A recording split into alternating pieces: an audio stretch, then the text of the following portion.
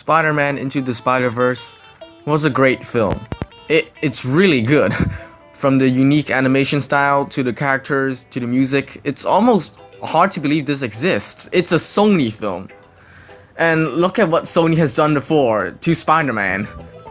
This video will contain spoilers, so watch out.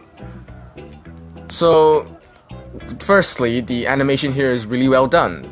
There's those occasional moments where the frames purposely drop to give the impression of comic panels. It's almost like stop motion to increase the authenticity.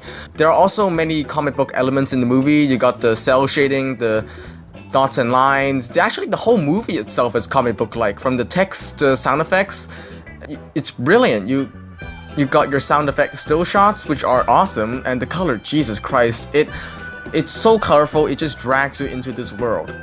One thing I noticed in this film was that in multiple scenes, if something was not the main focus of the shot, they would actually become blurred or become 3D-ish, and that is actually really creative. The only nitpick I have with this is that my eyes hurt sometimes because they would occasionally do this excessively. Now we get to the characters, and I'll just say what I think of them. Firstly, you got Miles' dad, who I've expected to be a cliched version of a cop misunderstanding Spider-Man to be the bad guy, but no, he actually approves of him, and that's a really refreshing take. But he also follows some of the cliches, such as being overprotective, unable to properly interact with his son, but those aren't shoved in the movie that much. And also, is it just me, or does he kind of look like The Rock? Then you got the Prowler, which is Miles' uncle. The theme for the Prowler is actually really well done. It's kind of like the Winter Soldier one, and the design is excellent with sharp angles and shapes defining his appearance. His relationship with Miles, while not shown too much in this film, is enough to make the audience understand him as a down-to-earth good person at heart. But you're telling me that this guy has high-tech killer claws the size of Edward's Scissorhands, has cool purple thermal vision, a bad bike, but not any bulletproof armor. Kingpin didn't even shoot his head, but he died anyways. The different versions of Spider-Man here are great, with each one having distinctive look and voice.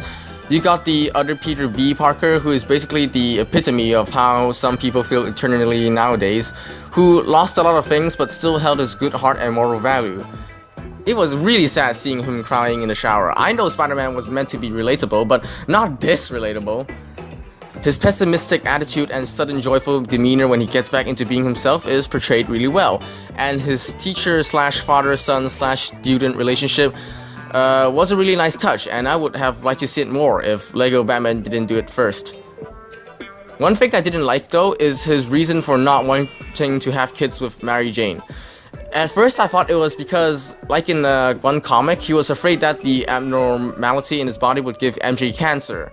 But no, it was because he just didn't like the idea of having kids. I know this is a different Peter, but still, he would not divorce with MJ after all he's supposedly been through. But other than that, he's fantastic. Spider-Gwen is awesome, and her fighting style is more distinctively elegant.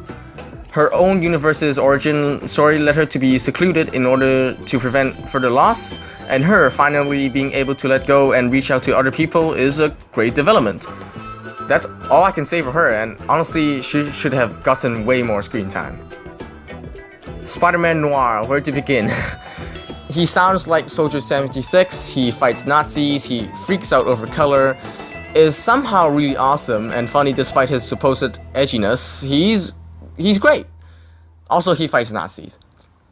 Penny Parker, the character one of my friends was most interested in, and she's basically diva, and again, that's awesome. The mech design is really cool and cute, and what can I say except kawaii? Spider-Ham is the most OP character in this movie. I mean, he can summon a hammer that can fit in your pocket. What else can he do? Pull a black hole out of his ass? But joking aside, the cartoon theme really brings more fun in this movie, which I definitely appreciated. Blonde Spider-Man. He's dead. I guess he was, blonde? And the main Spider-Man here, Miles Morales, he is, I don't really know what to say. He's definitely more developed and interesting, and is a fun character for us to follow, but I don't know, the thing is, this movie is basically his origin story crammed in with the Spider-Verse story, and he basically becomes an expert Spider-Man and saves everyone's asses in a day. It's just a bit rushed to me. His beginning in his new school is quite cliche. Him controlling his powers at the end due to simple encouragement is just cheesy to me, and him surviving a full-on blow from Kingpin because, again, encouragement, is not too convincing. Yes, he learns multiple new things such as the webbing, but becoming just as good as all the other Spider-Men who had those powers for more than a year in just a day, that's just not my type of thing. Hell, in the finale, he does exactly what blonde Spider-Man did the other Peter's tricks on him and flexes on it. I like a good defeated character finally rises up and proves him/herself, but this is just over the top right here.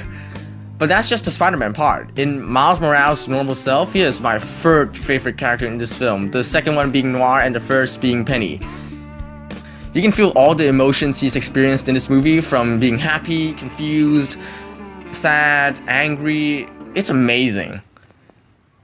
The villains in this movie were also pretty good. I get Kingpin's motives, and I actually thought he might succeed, since there was this one comic I read, and he gave Spider-Man's life force to his dead son, and it worked.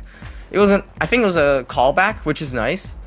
Also, the redesigns, Jesus, they are actually spectacular. Kingpin's an absolute unit in this film. Doc Ock has some new, more efficient tentacles. Scorpion is just terrifying, and my only complaint is that Tombstone and the Green Goblin, mainly because they weren't fully utilized. There were also some minor inconsistencies in this movie. For example, Spider-Sense is shown to be a core ability of all Spider-Men in this film, but sometimes it wasn't present even in tense situations, the most notable example being Miles not sensing the giant black T-shape of Kingpin coming out of a car and ready to shoot Prowler. Also, after Miles sees blonde Spider-Man getting killed, he asks his dad if he likes him, and right after that, the news states that he's dead. So the dad should have known something was up.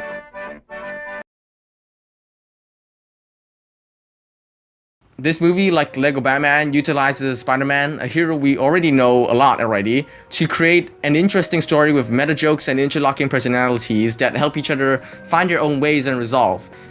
It's such a good movie, it really is. Even with the flaws it has at the beginning, I still cannot believe this is a thing. It's so colorful, rich with awesome characters, and it's a Spider-Man film. But I mean, what am I gonna get other than this brilliant film from the guys that made the Lego movie? So I give Spider-Man Eyes of Heaven 9.5 out of 10, and I cannot wait for the incoming sequels.